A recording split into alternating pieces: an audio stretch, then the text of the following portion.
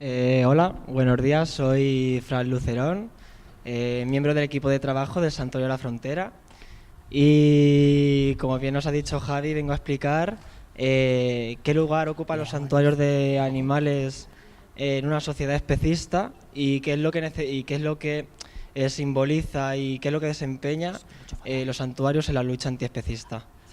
Eh, Javi, pasa.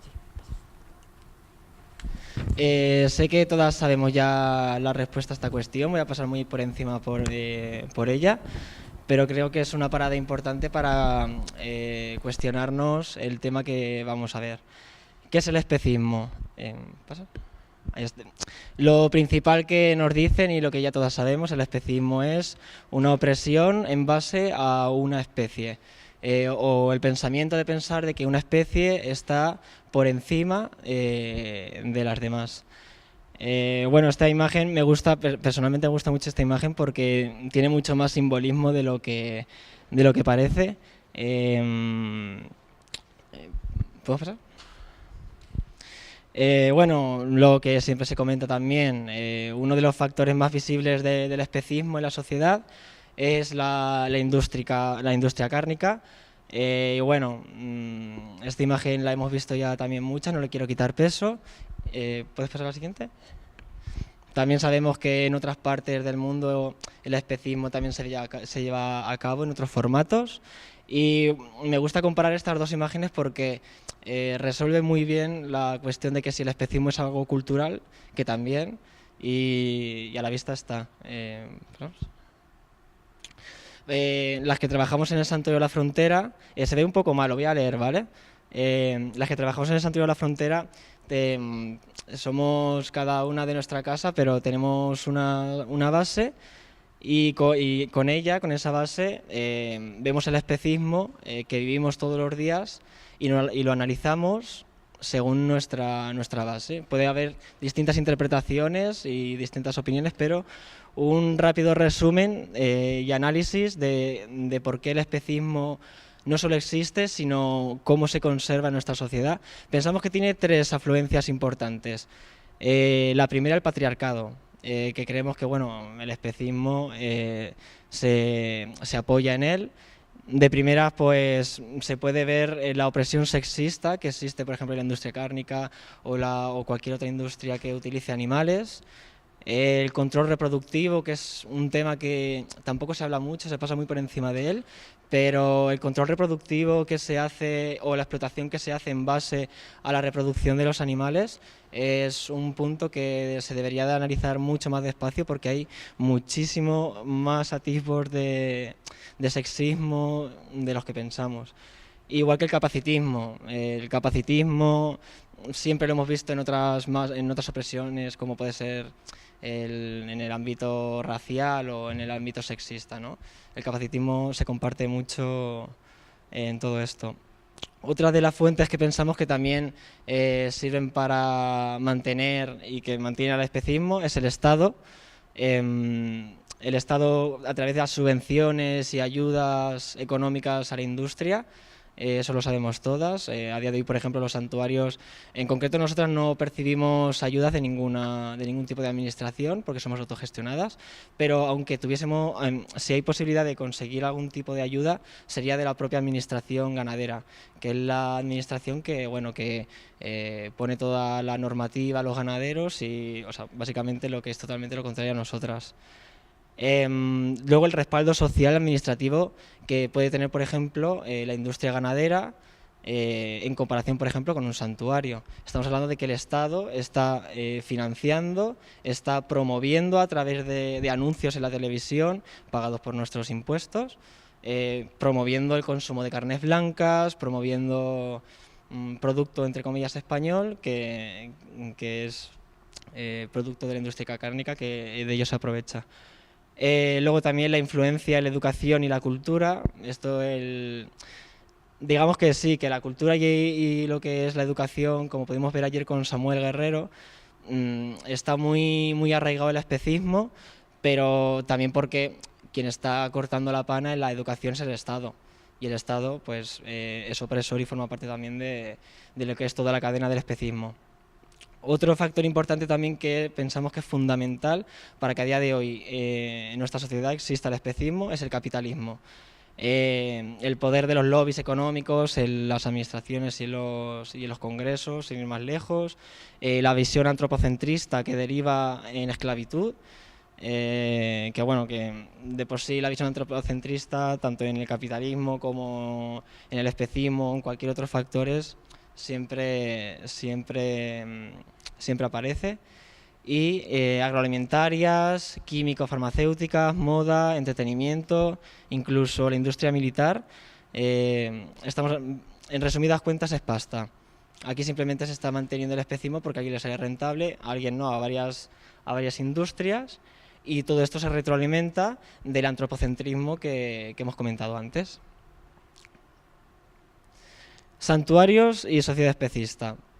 Una vez que hemos analizado así muy por encima, podemos hablar mucho más sobre el especismo.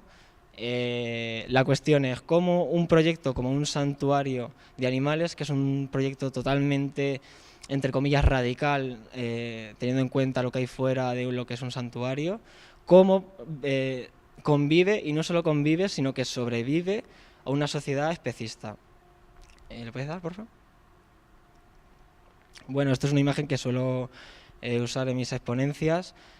Yo pienso que la convivencia de la sociedad especista con lo que es un santuario, convivencia, si se puede llamar así, creo que es una vida de contrastes, y creo que, por ejemplo, las voluntarias que forman parte de la frontera o las personas que formamos parte del equipo, lo que más podemos ver constantemente es un trabajo continuo, una inversión de energía para un proyecto que fuera de lo que es ese lugar nos encontramos con situaciones como puede ser el esquile, puede ser, por ejemplo, un camión que lleva 5.000 pollos o todo eso.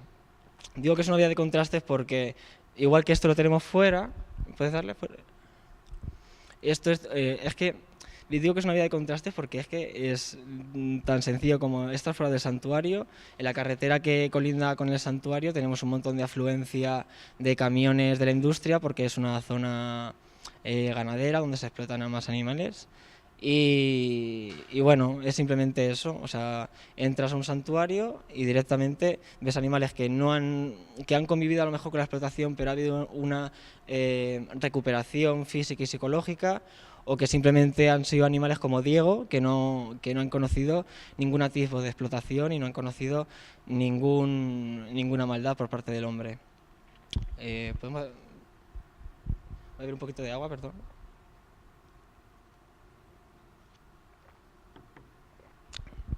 Bueno, a la pregunta de que por qué se necesitan los santuarios de animales en una sociedad especista, a mí me gusta responder a esa pregunta utilizando la respuesta a otra pregunta, que es ¿por qué se necesitan las protectoras de perros y gatos en una sociedad? Y bueno, esto es artículos un poco random que cogí, creo que es de 2016. Hablamos de cifras de 137.000 animales de compañía abandonados cada año, 16 perros o gatos a cada hora. Podéis haceros una idea. O sea, yo creo que la cuestión tanto de las protectoras de animales como la de los santuarios, el por qué existen, creo que es una cuestión de cifras. ¿Y lo puedes dar? Si comparamos las cifras que hemos visto en la diapositiva anterior y comparamos con estas, creo que se puede entender lo que se puede extrapolar de una situación y de otra. Estas cifras que doy yo son públicas, ¿vale? Os podéis meter en la página web del Ministerio de Agricultura y Ganadería y podéis acceder al boletín donde cuantifican el número de cabezas de ganado se mata en cada comunidad autónoma o de qué especie. Por ejemplo, ovino, en julio se mataron, por ejemplo, 840.323. Comparado con a lo mejor los 136.000 perros y gatos que se abandonan anualmente en España, podríamos pensar que incluso, ¿por qué no hay más santuarios de animales? Porque ahora mismo lo que es el número de protectoras de perros y gatos responde a una necesidad de perros y gatos, pero también responde a una sociedad que no está comprometida realmente con todas las animales. Por eso, ¿podemos pasar? Ahí está. Esto es uno de los, creo, de uno de los mapas más bonitos que os pueden enseñar de España. Me faltan algunos santuarios también por ahí, como es la Vida Color Frambuesa, pero las cifras que hemos visto anteriormente, lo que es el sacrificio de animales o los animales que se pueden explotar durante el año, si hay alguien, algún animal que consigue salirse de esa línea de producción, que es muy pocas posibilidades las veces que pasa, tiene a lo mejor como menos de 20 posibilidades de acabar en un lugar donde verdaderamente se le cuide y respalden sus derechos como ser individual y único. Ya os digo, viendo las cifras de antes y viendo la cantidad de santuarios, se puede pensar que es un poco quimera, ¿no? El proyecto de querer salvar a todos los animales, tenemos que cerrar todas las granjas, pero yo creo que todos los santuarios somos conscientes de que físicamente no podemos cerrar las granjas, porque, por ejemplo, para cerrar a lo mejor una ganadería de 300 ovejas necesitaríamos a lo mejor 3 santuarios o 5 santuarios en la frontera. Esto no es una cuestión de coger y dejar vacías las granjas, es una cuestión de abrir las mentes. Tenemos que abrir las mentes para cerrar las granjas. Ojalá, yo personalmente soy de los que piensa que debería de haber 3 santuarios por cada granja que hay en cada pueblo y en cada ciudad, pero físicamente es imposible y bueno, eso también responde un poco a la cuestión de la utopía de los santuarios y de la gente que formamos los santuarios. ¿Puedes pasar? ¿Pero qué es un santuario de animales? Bueno, pues en el equipo de Santuario de la Frontera también tenemos una definición muy concreta. ¿Puedes darle, por favor?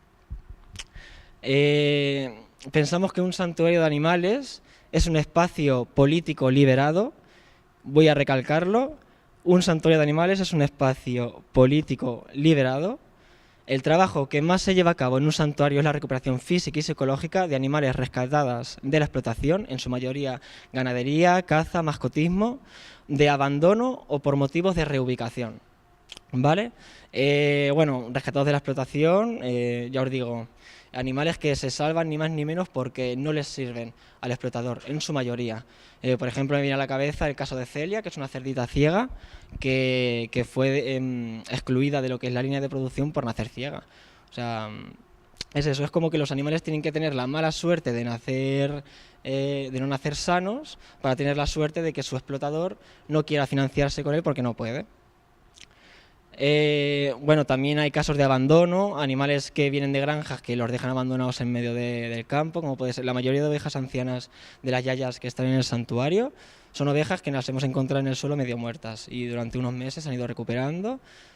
Y por motivos de reubicación, pues también hay casos que muy pocas veces es el propio explotador el que sabe de tu trabajo y se encariña, entre comillas, con un animal que lo ve tullido, que por lo que sea le ha dado ese valor individual que no le da a las demás individuos de su explotación y hay a veces que lo ceden. Otras veces también es de gente que ha sufrido una deconstrucción personal mientras ha sido tutora legal de un animal que hasta que no ha llegado a esa deconstrucción no ha recapacitado sobre el estado de ese animal. Por ejemplo, no sé, el ejemplo de una persona que tiene un cerdo en un piso. Yo soy de la opinión de que un cerdo no puede estar en un piso, porque un cerdo necesita barro, necesita sol y necesita otros cerdos. Si esta persona llega a una conclusión debido a que se ha informado de que ese animal por su propio bien no puede estar en su casa y que lo mejor es que vaya a un santuario, nosotros también colaboramos con ese tipo de, siempre que podemos. Pensamos que yo qué sé, que mejor tarde que nunca. Y bueno, pese lo que he comentado antes también, pese a las abismales diferencias que existen entre una granja y un santuario, en el Estado español ambas actividades están reguladas bajo las mismas normativas y bajo la misma administración. Esto es, yo creo que uno de los dolores de cabeza que más compartimos todos los santuarios de animales. Por la sencilla razón de que tú, por ejemplo, cuando tienes a un cordero que lo estás dándole biberón cada hora para que no se para que esté bien nutrido, le das calor, te gastas dinero en veterinario, ya no el dinero, porque el dinero es algo muy relativo también cuando quieres ayudar a un animal, es también el desgaste personal.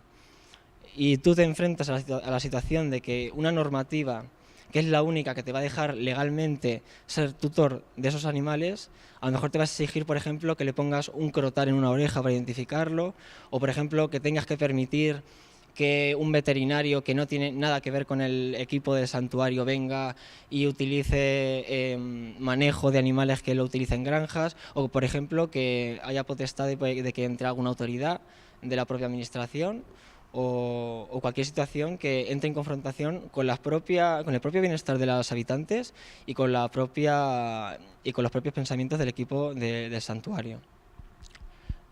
¿Vamos? Bueno, voy a beber un poquito de agua también.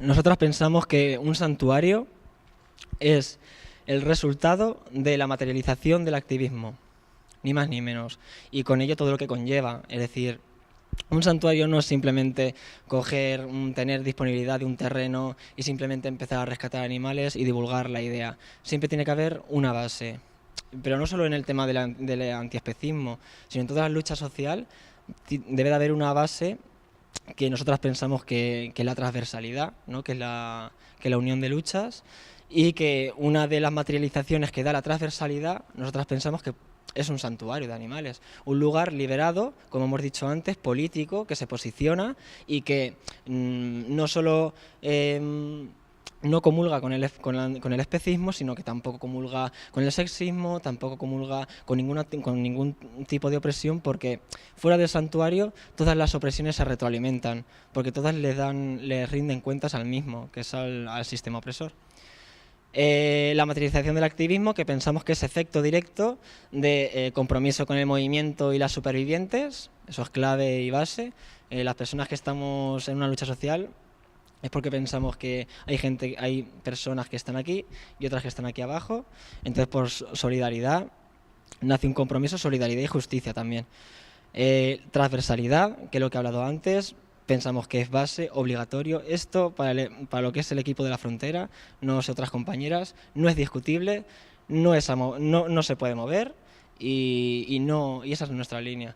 Y lo dejo recalcar porque a día de hoy yo pienso que una de las cosas que también es base en que el especismo subsista es los fallos que tenemos dentro del propio movimiento. Y creo que uno de las mayores minas que nos podemos poner a nosotras mismas en el camino del especismo es pecar de no ser transversales. Pienso que personalmente es de los mayores errores y eso en consecuencia también tiene como resultado un movimiento que verdaderamente no está comprometido y un movimiento que verdaderamente no lucha por una finalidad de liberación. Y eso repercute en los animales que se rescatan y en los proyectos que estamos en ello. Y bueno, y la horizontalidad también creo que también es súper importante.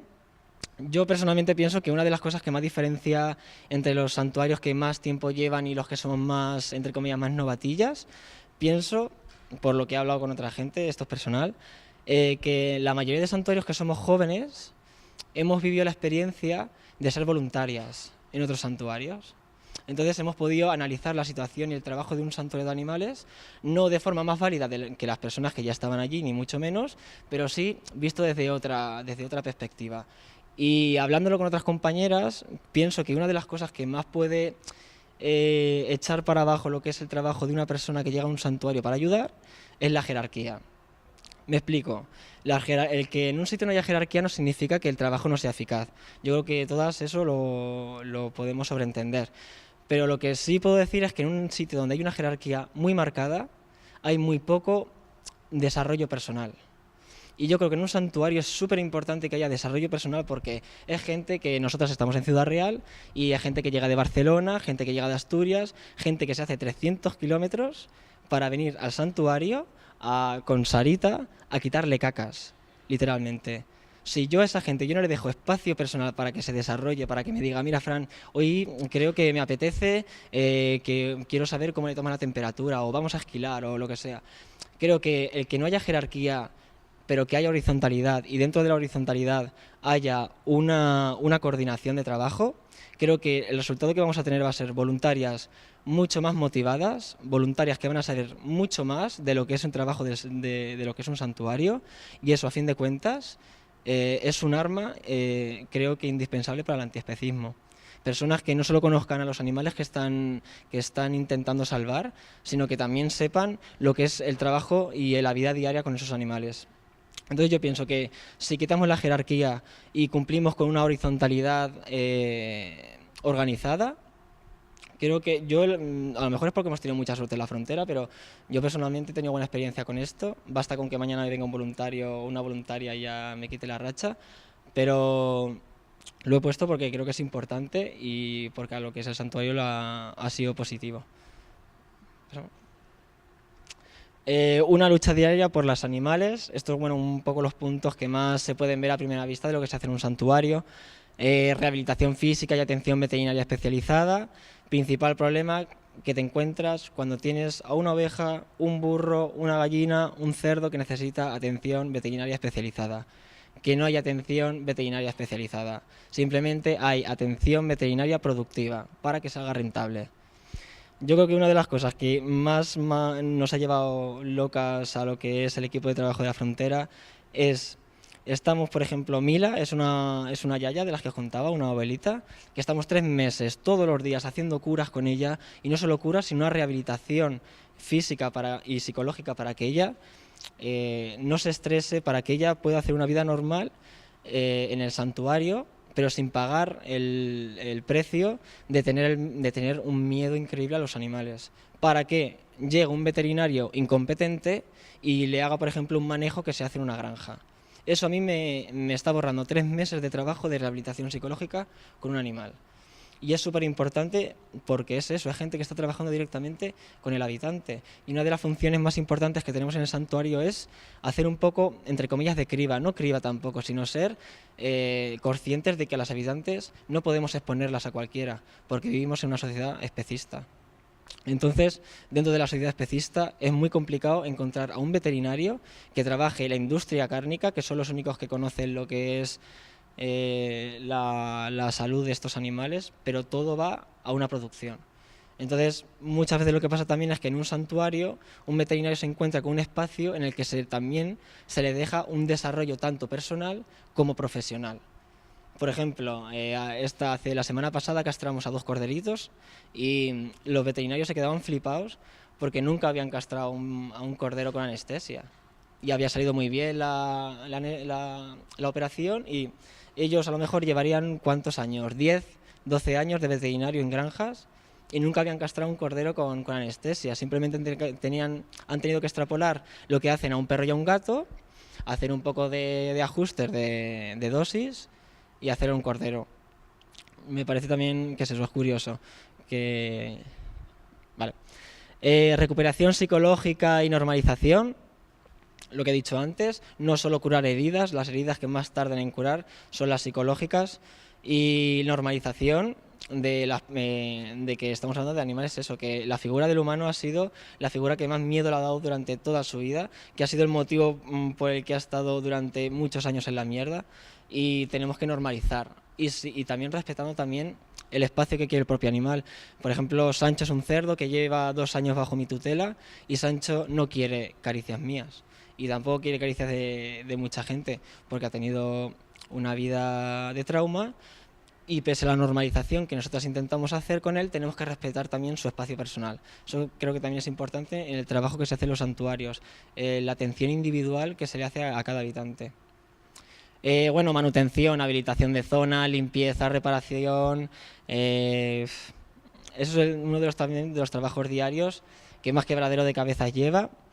Y divulgar testimonios vivos de la explotación es de las mayores oportunidades que tenemos fuera de lo que son los santuarios. El testimonio vivo de personas que han vivido en una granja, o personas que están viviendo una recuperación en un santuario, que a lo mejor para saber de una historia no hace falta que el propio protagonista nos cuente con palabras lo que está pasando, porque cuando ves a un animal, por ejemplo, que llega fatal a un santuario y ves que en unos meses se recupera, yo creo que el testimonio personal de ese animal habla por sí solo. Lo que no se ve tanto, que también hay mucho trabajo detrás de lo que es el santuario. Coordinación de redes sociales, quebradero de cabeza absoluto, porque es donde nos llegan también los rescates.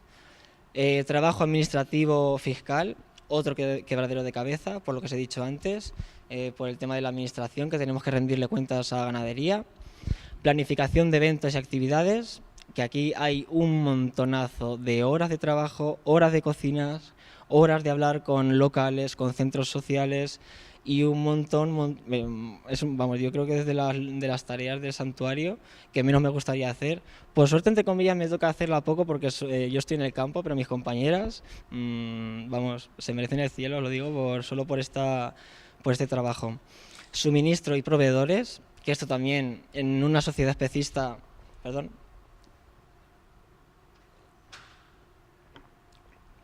en una sociedad especista también nos pone a lo que es el equipo de santuario en un apuro, porque tanto los veterinarios como los proveedores de viruta, de piensos, a donde tú vas a comprarlos, te vas a cruzar exactamente con los mismos tíos que ayer a lo mejor te cedió una oveja o que tú sabes que tienen un burro que está en la mierda.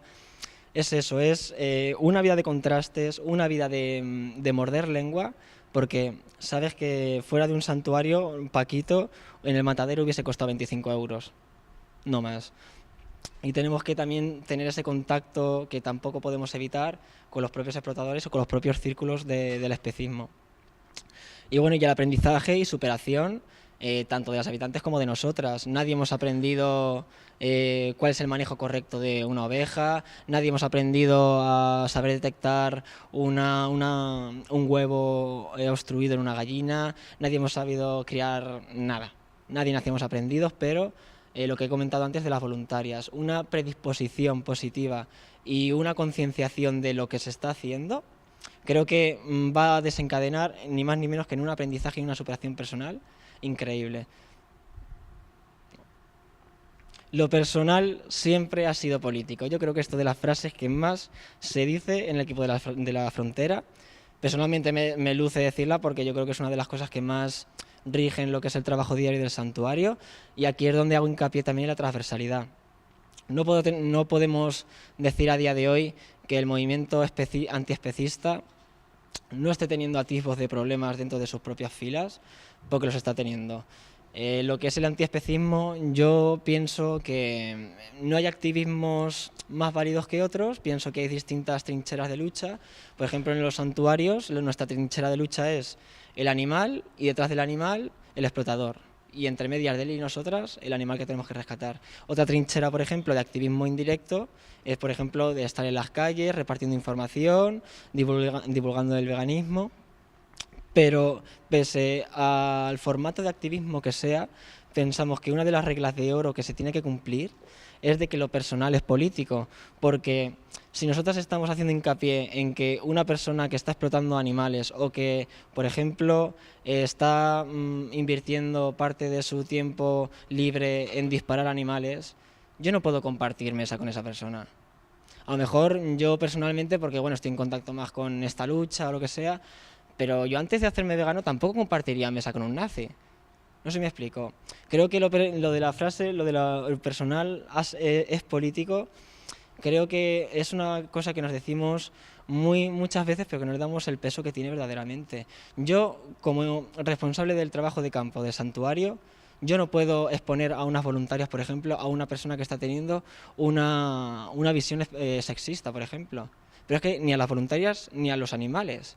Yo no puedo, por ejemplo, el santuario, por ejemplo, permitir que nosotras crezcamos gracias a la colaboración de gente xenófoba, porque va totalmente en contra de lo que estoy haciendo. Ya no en contra de que hay gente que no solo quiere ver a los animales en jaulas, sino que también quiere ver a otras personas como yo en jaulas también. Y yo creo que uno de los indicadores, lo hablaba ayer con un compañero mío, yo creo que uno de los indicadores más importantes del estado de salud del especismo, creo que puede ser los santuarios. Creo que una de las cosas que más refleja el estado de los propios activistas y del compromiso personal de los activistas del antiespecismo es el propio trabajo de los santuarios. Si es que no tenemos nada más cercano en el movimiento que un santuario que no sea la liberación animal. Lo más cercano que tiene un vegano de poder tocar la liberación animal es un santuario de animales. Y si llegas a un santuario de animales y hay sexismo o hay racismo, lo siento mucho, pero no nos está haciendo ni favor ni a los animales ni al antiespecismo. Y yo creo que lo debemos de recalcar porque yo creo que todos somos conocedores de que ahora mismo el antiespecismo, no está cumpliendo con esto. Y yo desde el equipo de la Frontera me gustaría recalcarlo porque, jope, conozco a más compañeras de otros santuarios que estamos luchando diariamente, que estamos comprometidas verdaderamente con una transversalidad, que por otro lado se nos va para abajo porque hay gente que verdaderamente no está comprometida con esto y nos echa piedras a nuestro trabajo y a los habitantes. Bueno, esto es una pancarta que me encanta, creo que era del 3N, ¿no? De las compañías de transfeministas por la liberación animal de Madrid, que es gente súper top, que os recomiendo que os la pipéis por redes.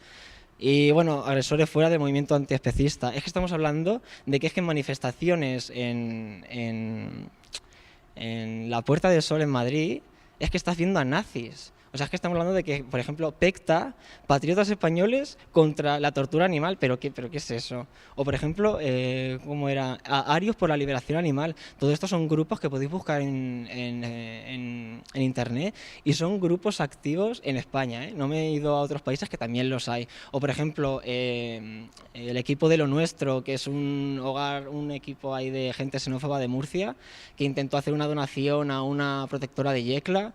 La protectora de Yecla dijo que no quería ese dinero y encima tuvo repercusión pública por no aceptar ese dinero. Decir, bueno, es que el dinero es dinero, pero vamos a ver. Yo creo que esto lo quería comentar porque me gustaría que la gente que viene a esta exponencia, creo que ya no asumir lo que estoy diciendo, pero por lo menos pensarlo, reflexionarlo un poco. Si verdaderamente no los santuarios, sino los habitantes o los animales que estamos intentando rescatar y que rescatamos merecen ese tipo de relación con la xenofobia. Yo creo que no, y nosotros somos responsables directa de la relación que tienen los santuarios y los habitantes con ese tipo vale, de actitudes. Bueno, esto es una ilustración de Paco Catalán que me encanta.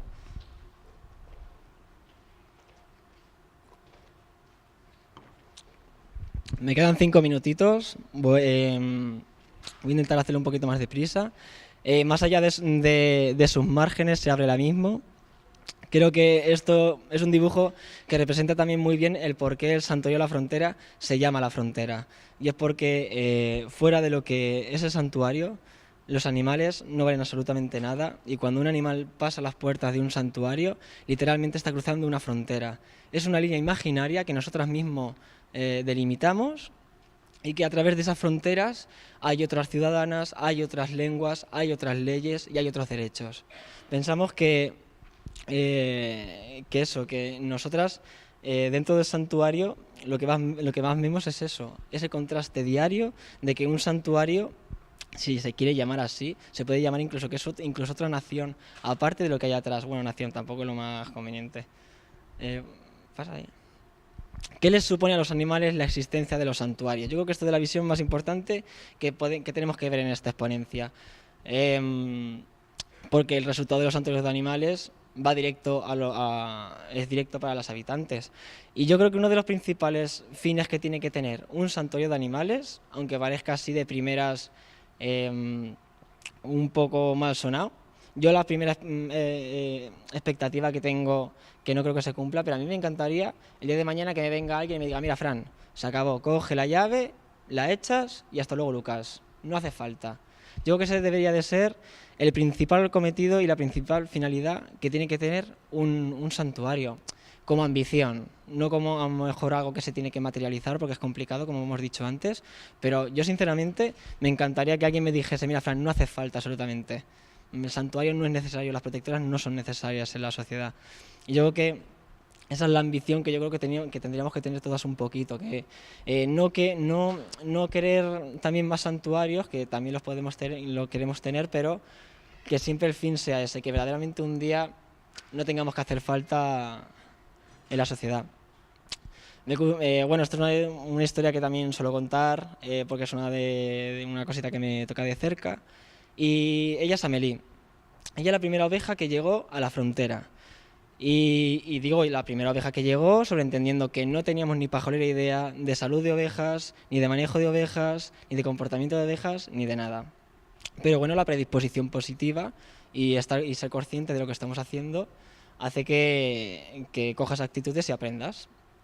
Amélie era una oveja que nosotras teníamos constancia de su existencia desde el primer día que empezamos a arreglar el terreno del santuario, porque la zona donde estaba el santuario era una zona de pastoreo, donde los distintos rebaños de ovejas por los pastores los van moviendo de un lado a otro para que puedan comer un poco de lo que es el campo. Y teníamos constancia de su existencia porque fácilmente, para saber distinguir cuáles son las ovejas ancianas de un rebaño, os tenéis que esperar a que lleguen las últimas. Las últimas de un rebaño son las que o están cojas, o son las más viejecillas, o tienen incluso algún parásito respiratorio, que también suele pasar mucho. Y nosotros la veíamos siempre que pasaba el pastor por ahí, pero claro, no teníamos medios, no teníamos conocimientos para poder acceder a ella, o incluso no sabíamos tampoco cómo iba a acceder el pastor, si nos iba a querer ceder a Amélie o no. Bueno, conseguimos la cesión de Amélie de una forma o de otra. Cuando Amélie llegó, el panorama que teníamos era un animal que simplemente no quería vivir. Amélie no quería, bueno, ahí está con su roca. Era la primera vez que probaba la alfalfa. Las ovejas en las explotaciones están en su mayoría a base de paja y pienso, ¿vale? Que es un alimento súper pobre, súper poco sabroso, pero es un alimento para que un animal engorde y sea rentable. Cuando vio la alfalfa por primera vez, no sabía ni lo que era.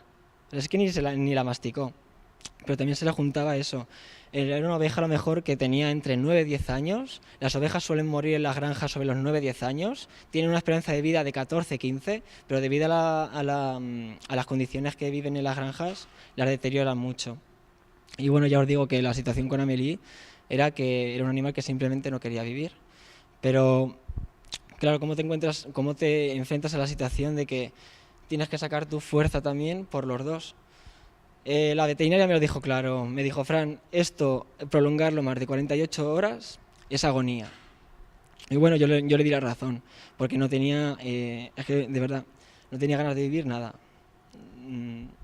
Y bueno, ¿pasa? Esto es Amélie 2 meses después. Y bueno, con Amélie ha sido súper importante para el santuario. Perdón.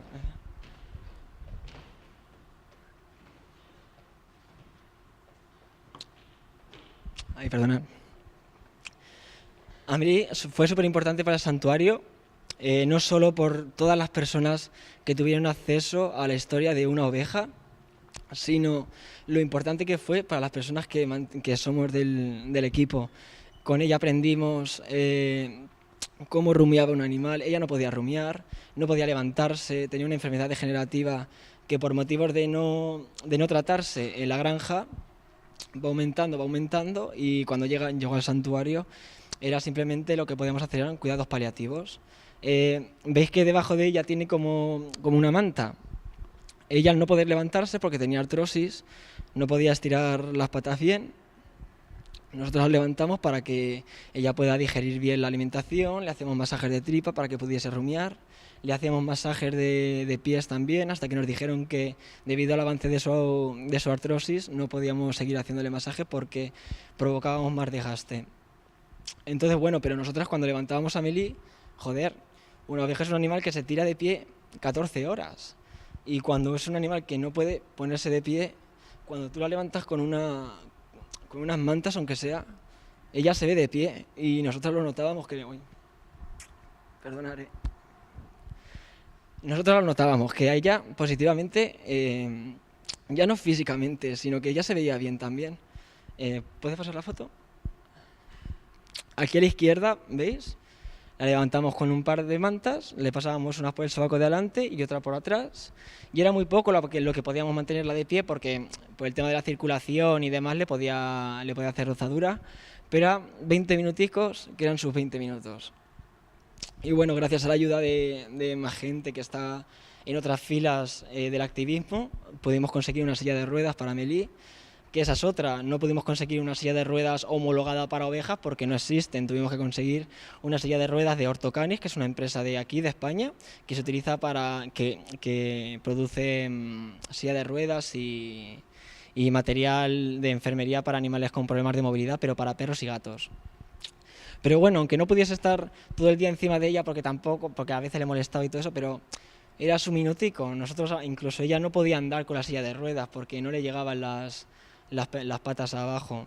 Entonces nosotros la acercábamos a los arbustillos. O sea, no sé, es positivizar una experiencia de recuperación para aunque solo sean 2 horas, van a ser las únicas 2 horas que seguramente ella esté a gusto, que a lo mejor en una granja no ha conocido tampoco. ¿Puedes pasar? También no solo recuperación, ya os digo, física, sino también psicológica. Ella, Juli, es una de las perras que vive en el santuario. Amélie perdió todo el miedo que tenían los perros. Los perros también son víctimas de la ganadería porque también los usan como herramienta y como herramienta se usan para también explotar a las ovejas. Entonces Amélie también pudo recuperarse y deconstruirse gracias a la oportunidad de que pudo exponerse a una perra que no es una perra pastora jope, es una construcción constante del habitante. Y bueno, un domingo por la mañana estaba yo con Amélie y de repente Amélie rompió aguas. Lo que os digo, no podemos conseguir veterinario especializado que incluso se movilice para hacer una ecografía y descartar un embarazo. Entonces, nosotros descartamos que no estaba embarazada porque era una oveja muy anciana. También, uno de los fallos que tuve fue que yo les pregunté al propio pastor que si estaba embarazada. Y él me dijo que va a estar embarazada, si lleva mucho tiempo vieja. Dato importante, los explotadores no conocen a los animales que explotan. Entonces, le hice caso, fallo gordo, y Amélie está embarazada. Entonces, un domingo por la mañana, Amélie se puso de parto. ¿Y sabéis cuántos veterinarios se movilizaron un domingo por la mañana para asistir al parto? Ninguno. El resultado que tuvimos fue un corderito súper bonito, súper precioso, súper sano, un Fran con una taquicardia del carajo, pero bueno, y una experiencia más frente a una situación que tenemos en un santuario de animales, gracias a que Amélie nos dio la oportunidad de poder hacer frente a esa situación. Y no solo eso, es que Amélie fue la primera vez que pudo criar a su hijo, y además a un hijo macho, que a los 2-3 meses de estar con su madre, al matadero y hasta luego. No sé, a los 4 meses Amélie nos dejó, a Diego y a mí, bueno, y al santuario, y bueno, la recordamos siempre con mucho cariño y pensamos que siempre es parada obligatoria en la exponencia porque ha sido una de las habitantes muy importantes, pero porque gracias a ella... ¿Puedes darle? ¿Das? Bueno, ¿puedes darle otra vez? Gracias a ella y a la experiencia que hemos tenido gracias a ella, nos hemos visto capacitadas para hacer más rescates como el de Amélie. Ella es Mila, la de la izquierda, y la de la derecha es Rita. Ellas son las yayas del santuario. Y bueno, y ya os digo que es todo tan circular, por decirlo de alguna forma. Cuando yo rescatamos un habitante hace 2 años, ese rescate va a volver a nosotras porque va a haber un animal que va a necesitar exactamente lo mismo o muy parecido. Y no tenemos un libro de anexo de información de cómo hacer bien. Es una biblioteca personal que tenemos nosotras, que nos forjamos gracias a la experiencia que tenemos rescatando los animales, porque ya os digo que tanto a nivel veterinario como a nivel informativo, la única información que hay es esa, es en base a la explotación. Y ya está, simplemente deciros eso, que el papel de los santuarios de animales en la sociedad es fundamental. Creo que nunca es suficiente apoyar lo máximo posible a los animales, a los santuarios de animales, perdón, y a los animales, claro. Y ya os digo, soy de la opinión de los que piensan que por cada granja debe haber 3 santuarios, pero eso tiene que nacer de nosotras, porque somos las responsables del movimiento y de los resultados que tiene nuestro movimiento. Entonces eso, bueno, daros las gracias por haber compartido este momento conmigo. Si queréis buscar más información sobre otros santuarios o en concreto de la frontera, podéis hacerlo en las redes o acercándonos a nuestro stand que está al lado de Fundación Alma Animal en el secadero. Y ya está, no sé cómo voy de tiempo. ¿Voy bien de tiempo? ¿No? Vale, ya está. Pues ya estamos, muchas gracias por asistir.